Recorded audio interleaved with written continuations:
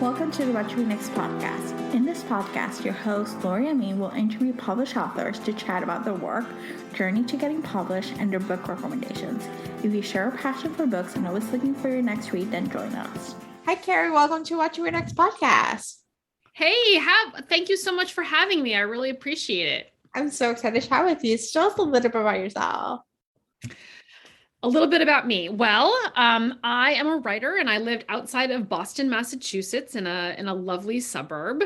And I have an 11-year-old going on 15-year-old daughter. And I have a lovely dog who is actually on this podcast in the background. I love that. And I have my third historical novel is coming out called The Paris Bookseller, and I'm really excited to chat with you about that. So I want to chat about historical novel. Like, what was like? Were you a historical fiction reader and that inspired you, or what was the point of inspiration to start writing historical novels? Because I'm always curious about that. Yeah, about 10 years ago, I read The Paris Wife by Paula McLean, which I feel like is one of these like real like flashpoint novels for a lot of writers of historical fiction. And, it's about Hadley Richardson, Hemingway's first wife, and it was set in Paris in the 1920s, not unlike the book that's coming out of mine. And at the time, I read it and I was I was embroiled in the world of young adult fiction. I had no idea of writing an adult historical novel myself, but I was just swept away by The Paris Wife. And I kind of filed it away in my mind under good to know. Like, it's interesting that a writer could take on a subject like this in a historical novel. And then kind of flash forward about 5 years, I stumble on the story of one of John F. Kennedy's younger sisters. Her name was Kathleen Kennedy. She went by the name Kick, and her story was just amazing. And her true real life story was just amazing. And I thought, I just immediately started seeing it in my mind as a novel. And I remembered The Paris Wife, and I thought, well, wow, maybe I too could write a novel like The Paris Wife, but about this woman named Kick Kennedy. And here I am 3 books later, doing exactly that. So that's the nutshell version. I love this. Like, like a book can inspire you to just, and a person in history can take it to the next level and just like go down the rabbit hole and then create a story that people can actually learn something about it. So Yes. Readers of historical fiction, I always ask, when their eyes light up and when I tell them that I write historical fiction, they're like, oh gosh, historical fiction is my favorite. And I always say, why? And inevitably they say, it's because I get to learn something at the same time that I get absorbed in a great story. And I always respond, that's exactly why I like to write it. Like, just toppled over my ring light, but I don't need the ring light. So it's all good. It's all good. So let's chat about The Paris Bookseller. Tell us a little bit of pitch. Yeah. All right. So The Paris Bookseller is the story of Sylvia Beach, the amazing American woman who came to Paris at the end of the First World War and opened the original Shakespeare and Company bookstore in Paris. And it was the home of the lost generation. All the famous writers that expat writers that of from the 1920s, F. Scott Fitzgerald, Gertrude Stein, Ernest Hemingway, Ezra Pound, T.S. Eliot, they all went to Shakespeare and Company and to some extent made it their second home in Paris. Not only was she a bookstore and lending library, she was a postal service. She was a concierge. She really was the keys to the kingdom of Paris in the 1920s. And in addition to all that, as if that wasn't enough, she also published the very first edition of James Joyce's novel Ulysses in 1922, following a pretty famous and infamous in some ways trial that happened in New York City in 1921 that banned the novel. It convicted the novel of obscenity. And so she, from her perch in Paris, was like, I think this book is very important and still needs to be published and read. And so she published an English language version of it from Paris, and found a way to smuggle it back into the United States alongside the illegal liquor, because of course this was also the 20s, the era of prohibition. So it's a great story. So what was it like to go down the rabbit hole of researching, Yeah. So, this was, unlike my previous two novels, I was able to bring almost like a whole adulthood of reading to this novel, because I've always been entranced by the Paris of the 20s and the writing of the 20s. So I had read F. Scott Fitzgerald's novels and Hemingway's novels and Juna Barnes and quite a number of other writers that Sylvia refers to in her own memoir as the crowd. And in fact, Sylvia Beach wrote her own memoir. It's a very slim little book that I discovered in college when I was a young undergrad obsessed with the writers of the 20s. I found a used copy of her memoir, like in those book bins in front of bookstores full of used $1 used books. So I bought her book and I read it, and it was an amazing story. And not unlike The Paris Wife, I kind of filed it away in my mind under good to know. And so I've been carrying her story around with me for more than 20 years. What's actually more amazing to me is that it took me this long to realize that she needed a novel of her own. And so, there were, on the subject of the many rabbit holes I could have gone down for this book, there were many, many, many more that I could have. I actually had to be very disciplined in my research for this book, because it's about my book. Almost all the main characters are writers. They have written whole bodies of work on their own. And then there are letters of theirs that have been published, biographies, in some cases, autobiographies. I could have spent decades just researching these people. So I had to kind of figure out what felt like the right amount of research so that I could go forth and write my own novel in a responsible way that would be authentic and well-researched and historically accurate, but where I could also, fill in some gaps with my imagination and create a compelling novel for people to read now. So I love this. Yeah. And so what was the process of writing during pandemic? Was it any easier, any harder, I talk a little bit about this in my author's note in the novel, but so I actually wrote most of the first draft and certainly revised all of it during the pandemic. And, there's a lot I could say about juggling, having a kid who was, at home doing school from home. And I was not like homeschooling her per se. She was doing remote school for her public school classes. And like for most parents, working parents that I know, it was much harder at the beginning, when the pandemic originally hit and we went into all of our first lockdowns and no one knew what was going on or what anyone was doing. I worked more slowly. And it got much better, it got much better as time went on. So I was able to continue writing, even with my daughter home, significantly more than she was normally.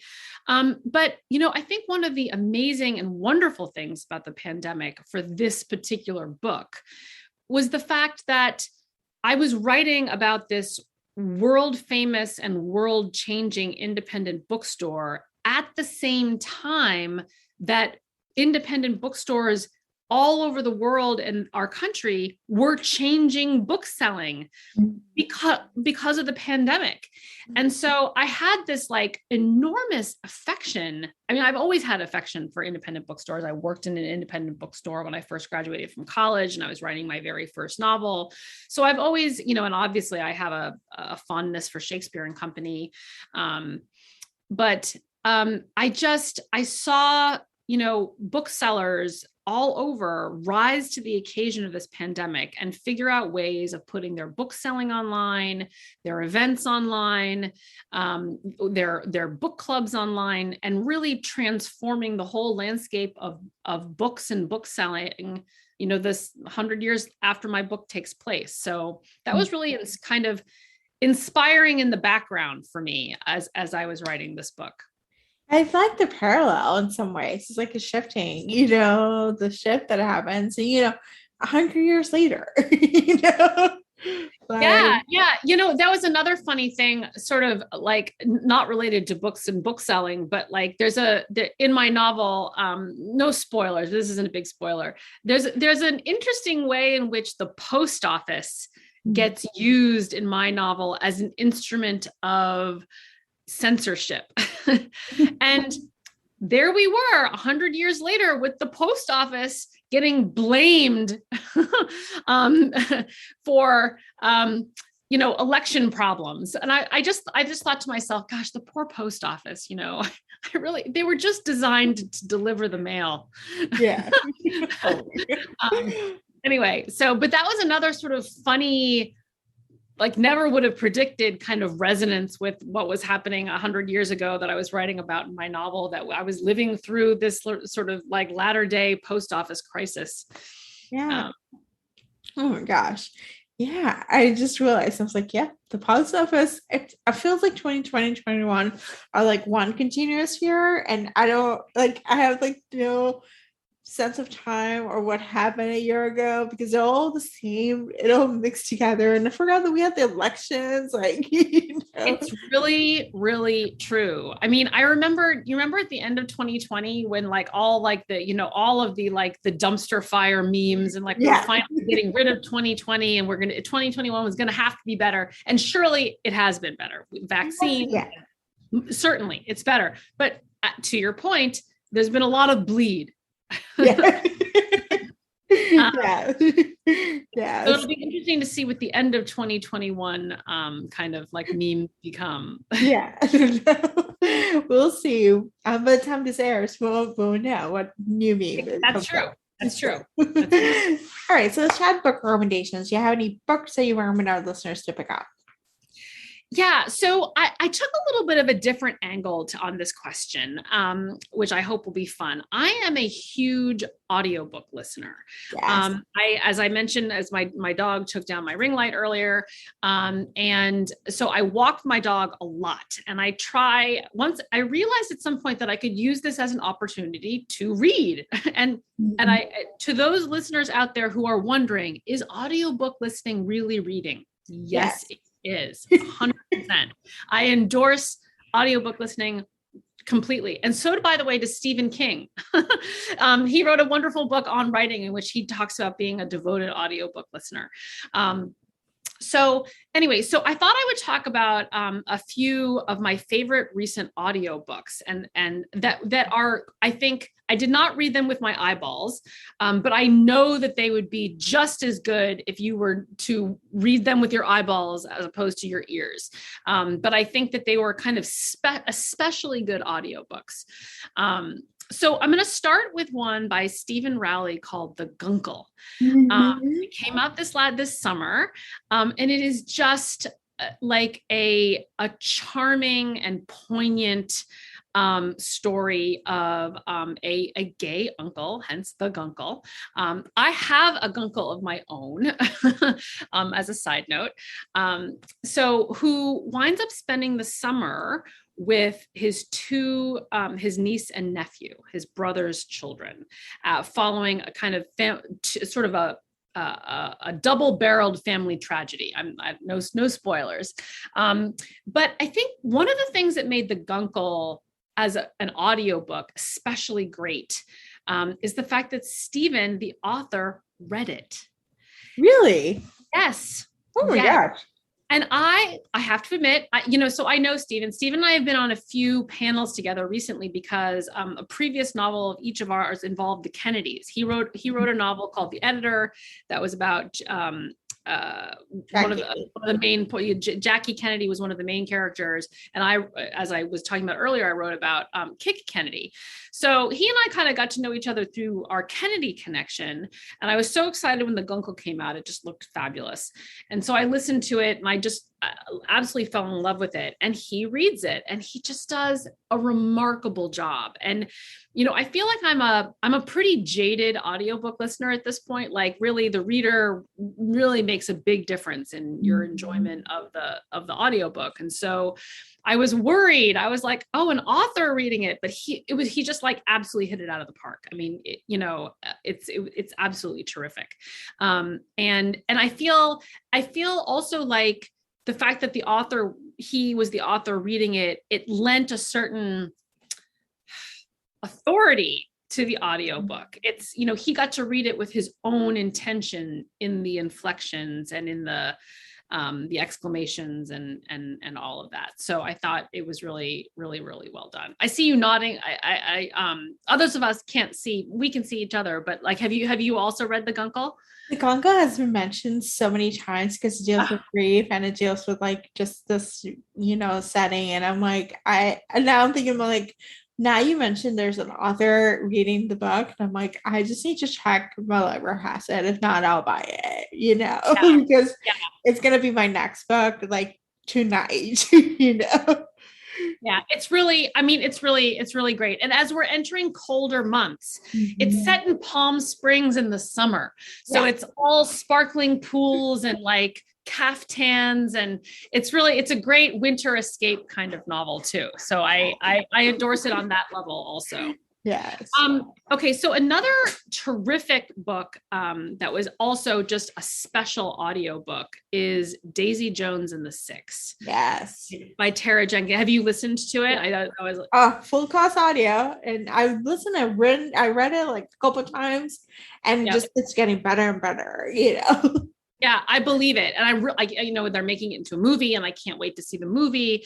I mean, it's a great novel, right? It's a great story, you know, so compelling with all the different characters coming together to tell the story and like responding to each other in interesting ways, in the way in which the story of this band from the 70s is like pieced together, and there's like a kind of a central mystery to it, and it's just such a page turner. But as you said, the full cast recording, which has, you know, Jennifer Beal and Benjamin Bratt and, you know, a handful of other really just amazing actors and readers, it just makes it a special audiobook. So I love that one.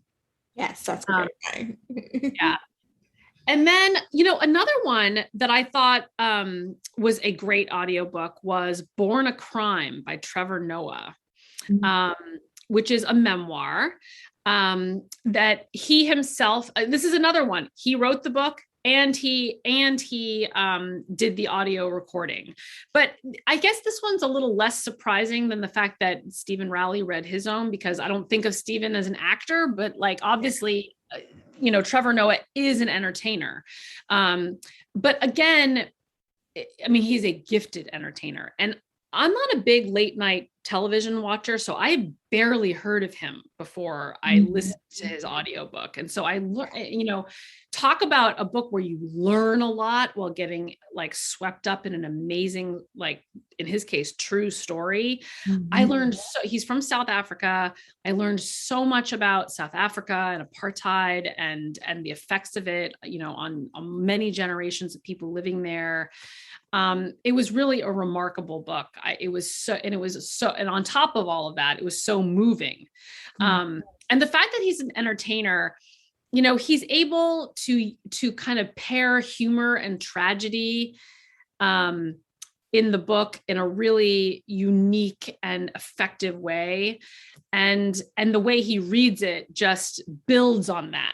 You know, it's very exciting. I hadn't actually planned on mentioning this one, but as another memoir that was a great audiobook, but not read by the author, is Educated. Yeah. Did you listen to that one? I read it. It was so good. Yeah. So good. Such a, like, really a tough read, right? Yeah. Like, tough, like really hard subject, some intense violence and personal, deep personal inquiry. But so it is not read by the author. It is read by Julia Whalen, who is a great audiobook reader. And in fact, she won multiple awards for her reading of that memoir.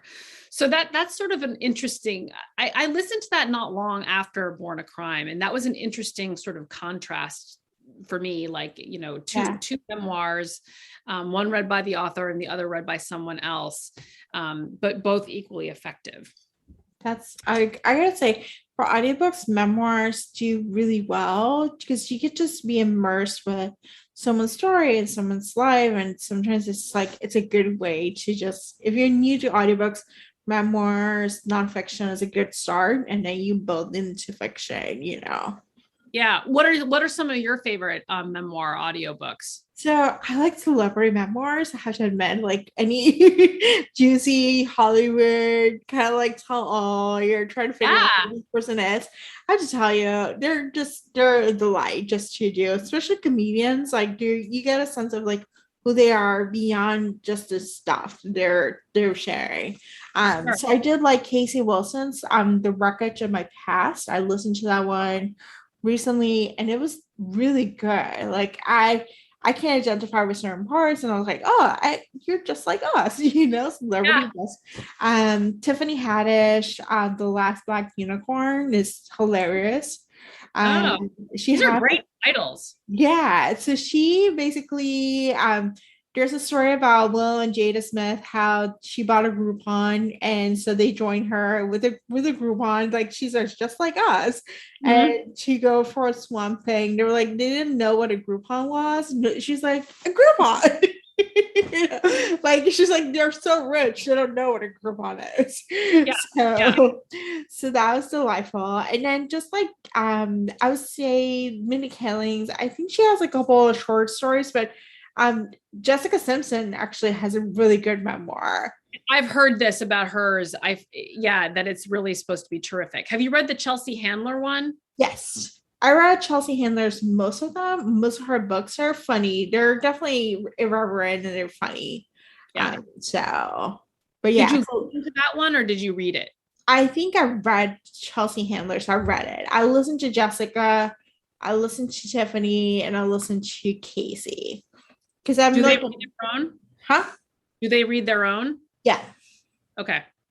So and yeah, I'm like I started audiobooks actually about a couple years ago. So it was like a slow introduction to them. And I'm like, that's where I started. And then I just dive into now listening to some fiction and some like just romance or historical fiction and some thrillers. Thrillers do work really well for me in audio. Which one? I'm sorry, say that one more time. Thrillers do work really well with me for audio. What's one of your favorites? The Golden Couple is coming out in March. It's Greer Hendricks and Sarah Pekkanen. They wrote Anonymous Girl and The Wife Between Us, and that was actually like they're kind of like suspense. They're kind of like women's fiction meets thriller, like mystery suspense. That was a good one. The Last Mrs. Parrish by Liv Constantine, which is another one, women's fiction meets mystery thriller.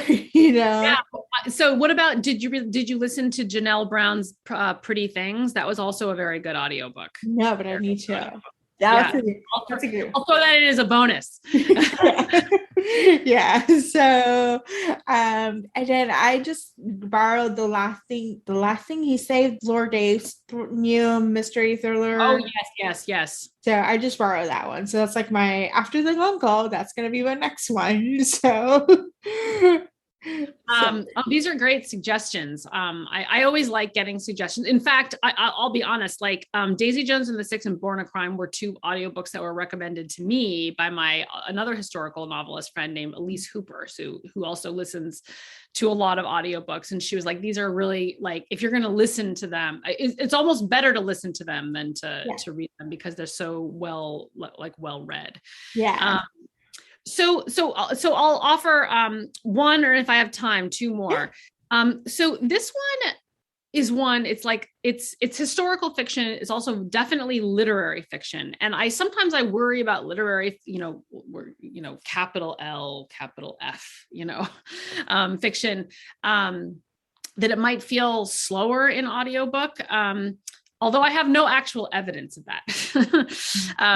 But Hamnet by Maggie O'Farrell, which is, very loosely based on the life of Shakespeare's wife and children. And it is,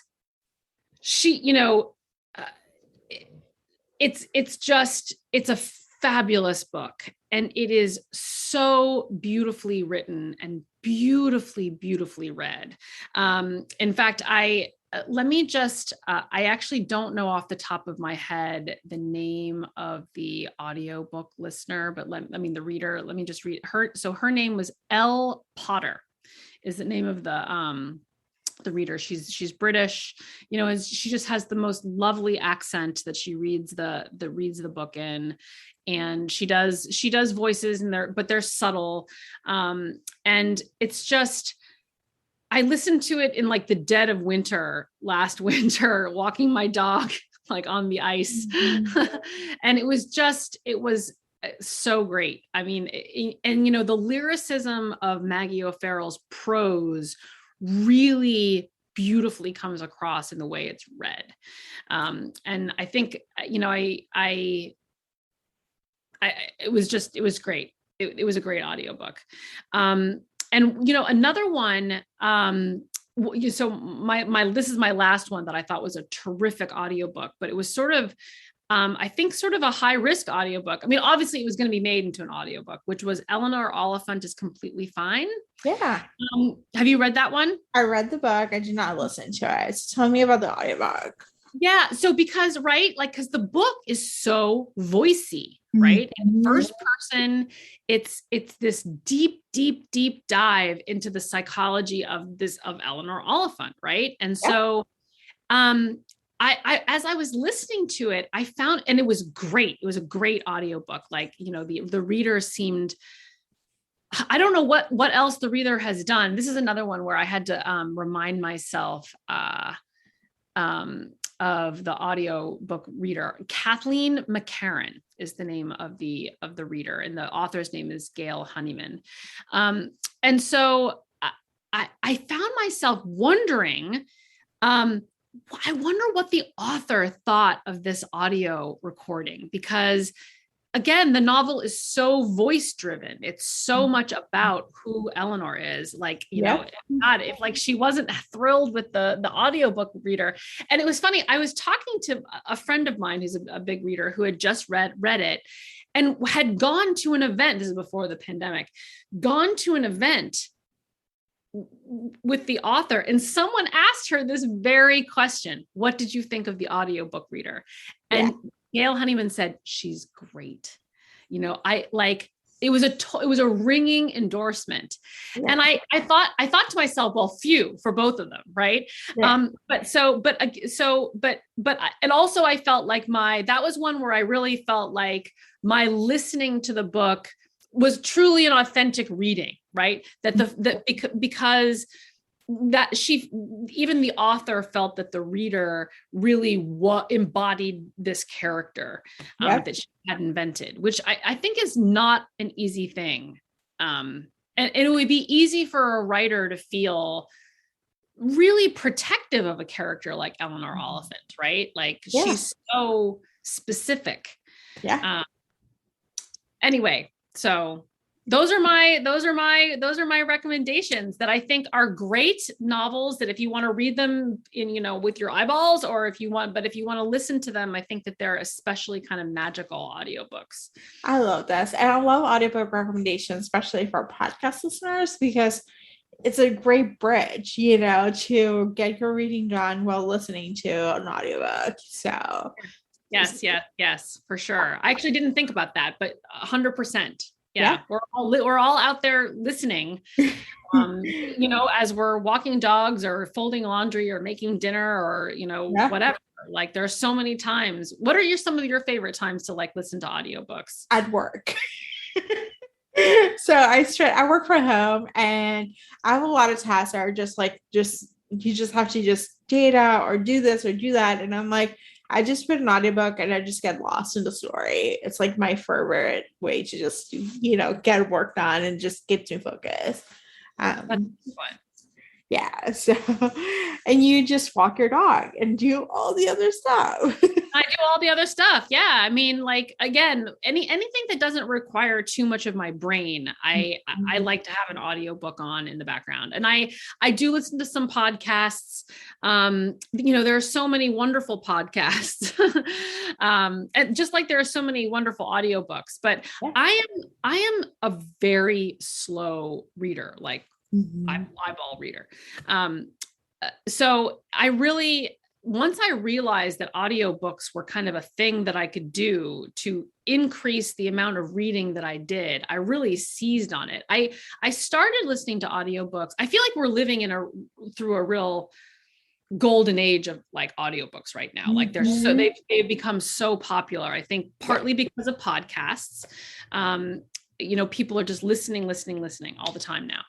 But I started listening to audiobooks like 15 years ago when I had an hour-long commute each way in my car to get to my teaching position. I taught writing, and my local library had a terrific collection of, we called them books on tape. And so I thought they were actually books on CD for the most part. So I would check out, books and listen to them on my car stereo during my commute. And it was the best way to pass that commute time. Yeah. I listened to a little bit of news just so I sort of knew what was going on in the world. Listen, like 20 minutes of NPR, and then 40 minutes of, I'll never forget listening to Caleb Carr's The Alienist. That was one of my favorites. That was a doorstop of a book. I've actually gotten through some very long books on audio that I probably would have shied away from, to be totally honest, reading. Because I'm so slow. Yeah. That's amazing. And honestly, in books on tape at that time, you couldn't speed it up or anything. So you really had to just slow it down. So that's amazing. You sometimes increase the speed. I do. I increase the speed. Yeah. Me too. But not too much. I rarely go above 1.2 because after 1.2, I find that it starts really sounding funny, like the Smurfs. I'm a 2.0, so but I cannot go past it because it's the same thing. It just sounds like shrink, like little, I don't know, like it just sounds like a little squirrel. So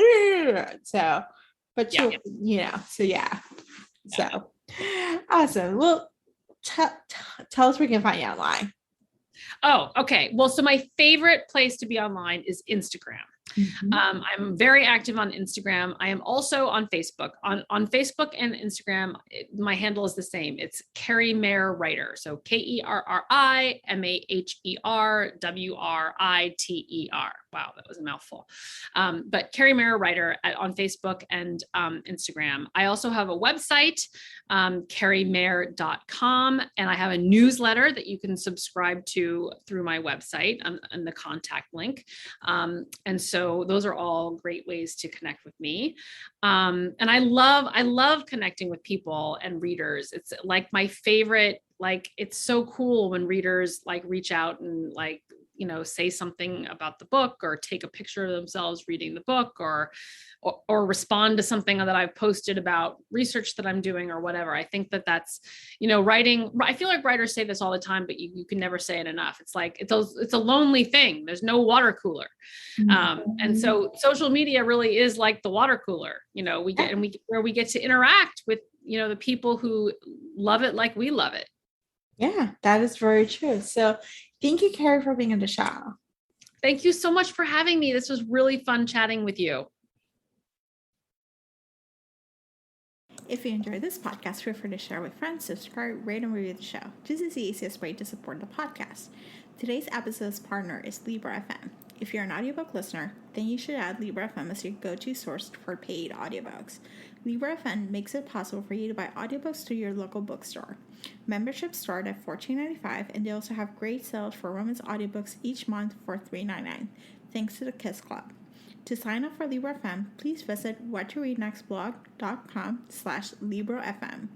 You will receive a free audiobook when you sign up for a monthly subscription. If you purchase a subscription through our link, you will be supporting the podcast at no cost to you. The What to Read Next podcast is part of the Frolic Podcast Network. Please visit frolic.media/podcast to discover new shows to tune in. Thank you so much for listening and have a great day.